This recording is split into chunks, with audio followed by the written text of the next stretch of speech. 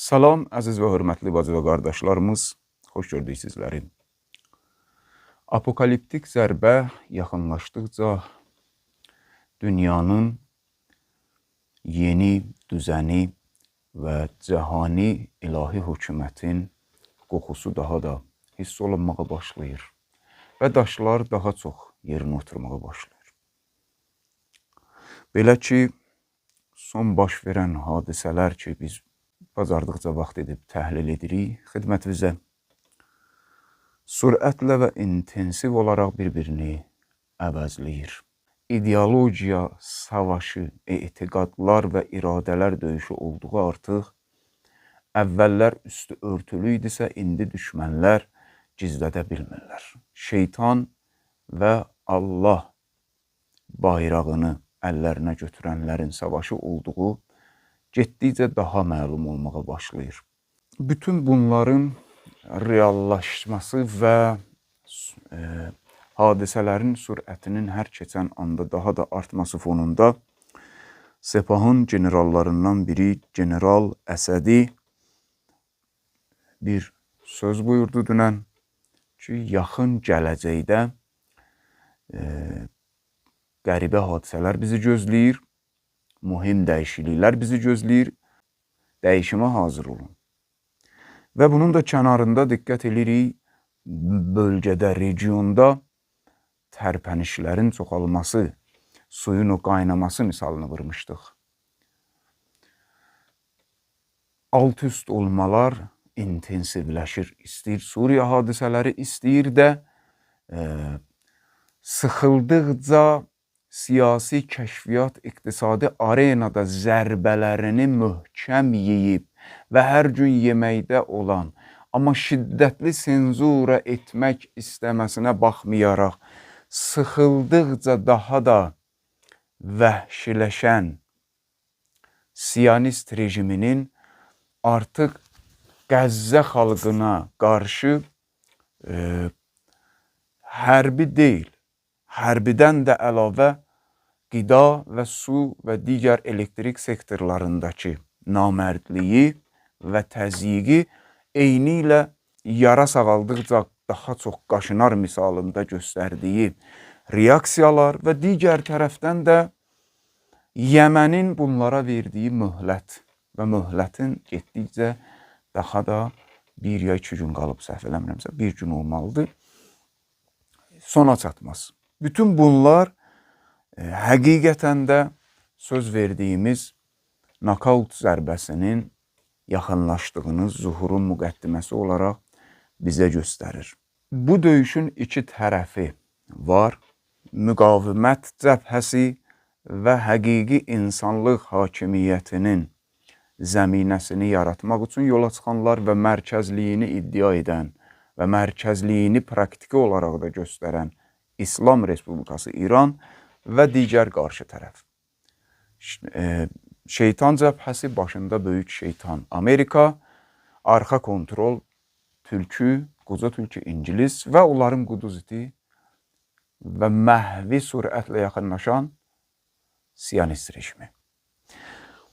Demək, dəfələrlə həm ali məqamlı rəhbərin buyurduğu kimi, həm bizim də o buyruqlar üzərində təkid etdiyimiz və təhlil etdiyimiz üzərə böyük şeytan Amerika Birləşmiş Ştatları bugünkü qırmızı inək Trump administrasiyası ilə özünü elə belə o tərəf bu tərəfə dağadaşa vurmur. Ümumiyyətlə İran İslam Respublikasının müqavimət mərkəzliliyi olaraq və müqaviməti qloballaşdırmaqda davam edən bir mərkəz olaraq böyük şeytan Amerikanın siyasətləri qarşısında öz siyasəti var. Və bu siyasəti çox səbirlə və yerindən tərpənmədən davam edir. Biz demişdik ki, 4 təhlükəsizlik strategiyası var. Amerikanın, Rusiyanın, Siyonist rejimin və İranın. Ən effektivi bunların içərisində İranın olduğu getdikcə görünməyə başlayır. Sədəf təhlükəsizlik strategiyası Amerikanın strategiyasının qarşısında və hətta mürəkkəb və hibridi şəkil alan bəzən Amerika Siyonizm strategiyasının qarşılığının qarşısında, hətta bəzən Rusiya şeytanlığının da qarşısında yeganə strategiyadır ki, bütün dünya bunu təsdiq edir ki, cavab verir. Qərblilər özü, Siyonizm özü, Ruslar özü. Əlbəttə, Ruslar böyük ölçüdə hələ ki, dünyəvi çıxarlarına görə də olsa İranla müttəfiqdirlər. Amma bu stratejiyası əsasında İran, Amerikanın bir stratejiyası bilirsiniz də demişdik, öz əmniyyətini və təhlükəsizliyini özündən çox-çox uzaqlarda necə qorusun, digər məntəqələrdə böhran yaratsın və böhrandan bəhrələnsin. İlan zəhəri böhrandır, təhdiddir, təhdidi fürsətə çevirib dərman hazırlasın. Bu misal üzərində demişdik. Amma İranın təhlükəsizlik stratejiyası sədəfdir demişdik. Sədəf suyun altında ən kələkötür və möhkəm daşları da yumşaq olaraq qəbul edir. Onu o qədər sığallayır ki, axırda o daşların içərisindəki dəryanın və dənizin dibində bitən qiymətli daşları üzə çıxarır. Yəni İranın stratejiyası həm qədim sivilizasiya, həm İslam mədəniyyəti olaraq ki, ələ verib bu sədəf strateji taktikası ilə və təhlükəsizlik strategiyası ilə irəli gedir. Bu iki strategiyanın, yəni iki ideologiyaya əsaslanan iki strategiyanın savaşında İran nə iş görmək istəyir? Buna qısaca baxaq və təhlil edək bugünkü gedən proseslər əsasında. Baxın, düşmən dedik, şeytan cəbhəsinin başı böyük şeytan Amerika Birləşmiş Ştatlarıdır. Amerika başçılığı ilə düşmən cəbhə istəyir ki, və bu açıq aşkardır, demişik də, görürsünüz də, xəbərləri də izləyirsiniz. İstəyir ki, İranı müxtəlif cəbhələrdə və müxtəlif qollarda ki, Dəccalın ən böyük qolu bu gibi media qoludur, müxtəlif dillərdə səhərdən axşama qədər ittiham vursun və qaralasın və bəzən də troll dövlətlərin, kukla dövlətlərin, məsələn, Türkiyə hökuməti kimi, Erdoğan hökuməti, Ərəb dırnaqarası müsəlmanları kimi, bəzən də Azərbaycan hökumət strukturaları ki, siyonist nüfuzuna məruz qalıb, bunların vasitəsilə də özü qaralamaqdan əlavə bütün bu dövlətlərin vasitəsilə İranı qıcıqlandırsın, bir növlə İranın ayağını vaxtından öncə döyüşə çəksin, meydana çəksin, öz meydanında oynatsın. Və beləliklə də bəzi istədiyi nəticələrə çatsın. Bu nəticələrdən biri budur ki, desin ki, gördünüz, biz deyirdik şərrin mərkəzi, ay qonşu dövlətlər, İrandır. Necə ki, bugün Türkiyə hökuməti son dərəcə hayasızlığı ilə biz söz vermişdik, ya son rəqslərini açılmış və yanmış kart olaraq oynamağa məcburdur. İran artıq bəzi qurumlarından, Hakan Fidandan rəsmi, bəzi şəxslər tərəfindən rəsmi Hakan Fidandan və Türkiyə hökumətindən üzrxahlıq gözlənilir. Əsas prinsipi Erdoğan, İlham Əliyev, Ərəb hakimiyyətləri deyil o. Onsuz da bunlar olaraq xidmət edir. Onların əsas qəsdi Türkiyə, İran, İran, Azərbaycan, bu xalqlar arasında düşmənçilik yaratmaqdır və Ərəb digər xalqlar arasında. Ərəb, Fars, Türk, Ərəb. Bunu istəyirlər. Birinci qəsdləri budur. Qızışdırmaqla, baxın Hakan Fidan rəhbər Avropalılar barəsində danışdı, dünən biz təhlil etdik ya. Bu sözün bir tayı da Erdoğan hökumətinədir. Sifət olmağın, həyasızlığın da bir həddi olmalıdır. Hakan Fidan hökuməti, Türkiyə hökuməti Colani terrorçusunu Amerikaya kukulalıq edərək gətirir Suriyaya. Suriyada Ələviləri qətliam edir namərdcəsinə qadın və uşaqları.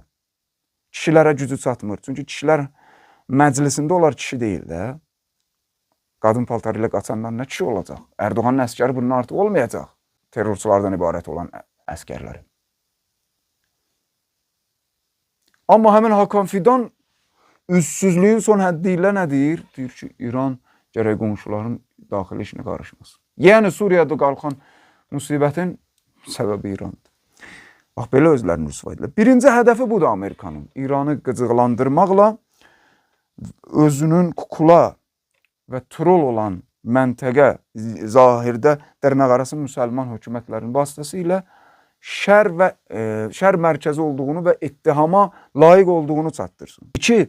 İranı qonşularla problemə çəkməklə məxsusən şəhid rəisinin zamanından başlayan və hələ də davam edən və getdikcə güclənən İranın qonşuları arasındakı əsas qonşuluq siyasətləri, ilk önəm verdiyi siyasətlər, qonşular arasında vəhdət yaratmaq istəyi.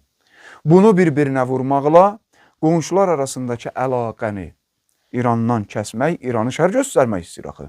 Ki, gördünüz bu fəsadın mərkəzi bulardı. Öz neytrallaşdırılmış, Amerikanın neytrallaşdırılmış sanksiyalarının effektlərini artırsın. Çünki Amerikanın sanksiyaları neytrallaşıb, dünən General Baqiri deyir, İran ordusunun baş komandanı deyir, etmədikləri sanksiya embargo yoxdur ki, məxsusən cənab rəisi hökumətindən başlayaraq bu üç qütb, Şankay, BRICS, qonşular bir növ onların sanksiyalarını neytrallaşdırır bu əlaqələr. Ehtiyatsızlaşırlar həm İran, həm ətrafındakı qonşular. Amma ətrafdakı qonşularla Türkiyə hökuməti, Azərbaycan hökuməti, Ərəb hökumətləri vasitəsilə qıcıqlandırıb İranın ayağını bu qonşularla döyüşə çəksələr, döyüş iqtisadi zərərdir.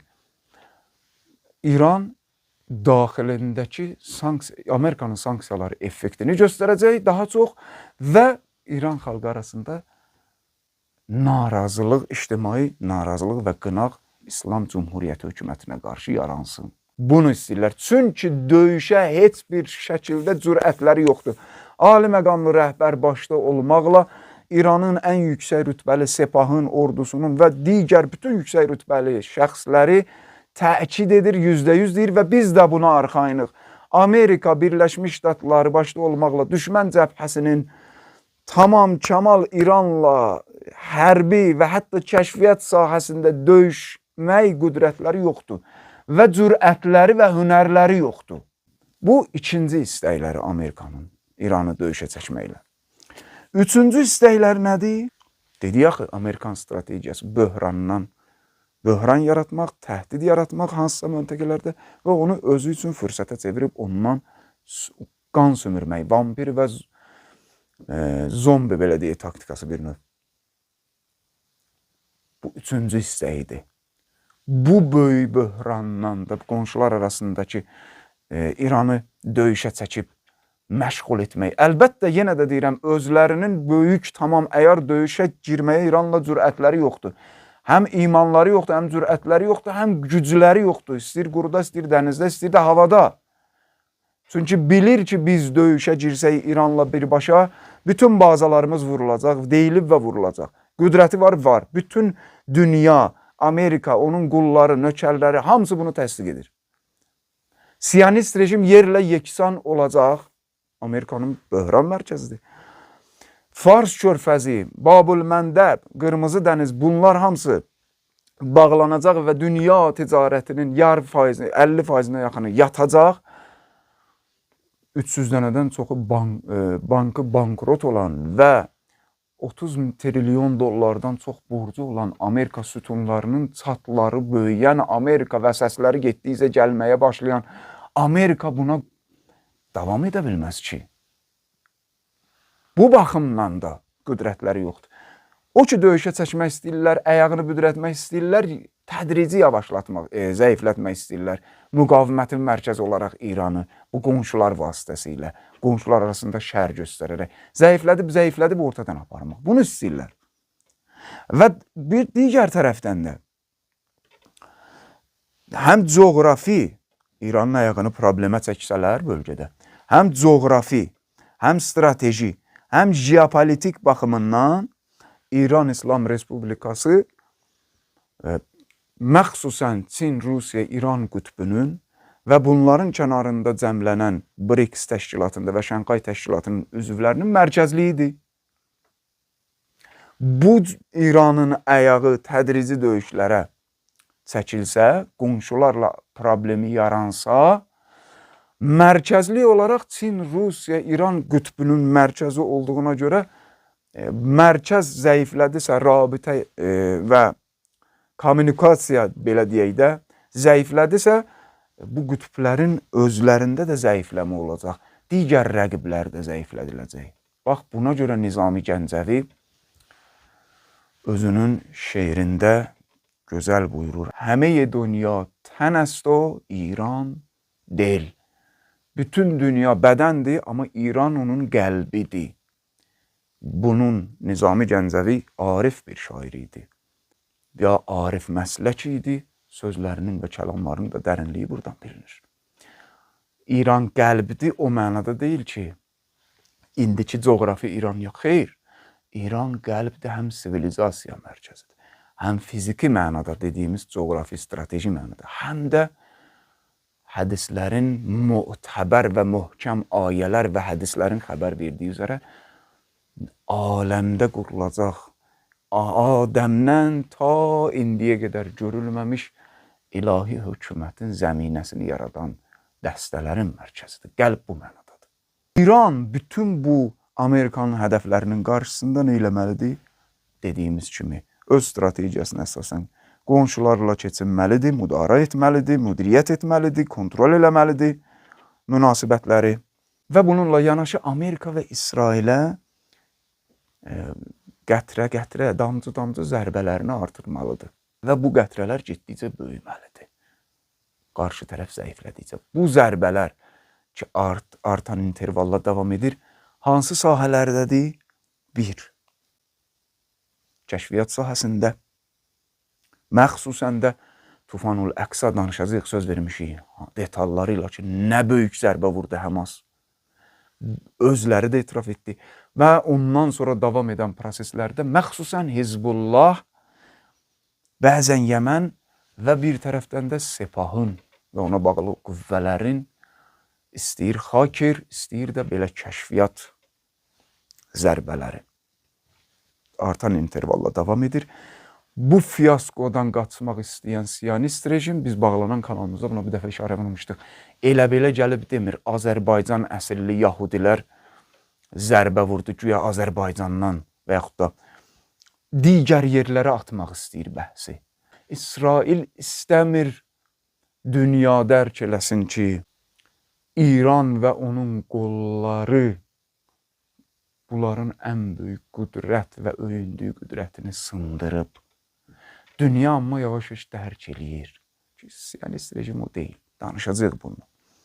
İkincisi, iqtisadi, İranın artan zərbəsi, intervalla davam edən siyonist rejimə iqtisadi zərbədir və Yəmənin verdiyi möhlət bir gün qalıb, səhv eləmirəmsə, tamam olur. Və Yəmən söz verib ki, artıq yenə də başlayacaq gəmi ovuna ən azı. Hələ bilmək olmur tələbə hansı zərbələr deyəcək. Üçüncü, siyasi arenadakı daxili parçalanmaları güclənir və güclənəcək, bundan sonra daha intensivləşəcək və bütün bunların nəticəsi olaraq hərbi nokaut və İmam-Zaman qiyamının müqəddiməsini təşkil edəcək Sadiq Vədüc və yaxud da Tufanul Əqsa 2 zərbəsi.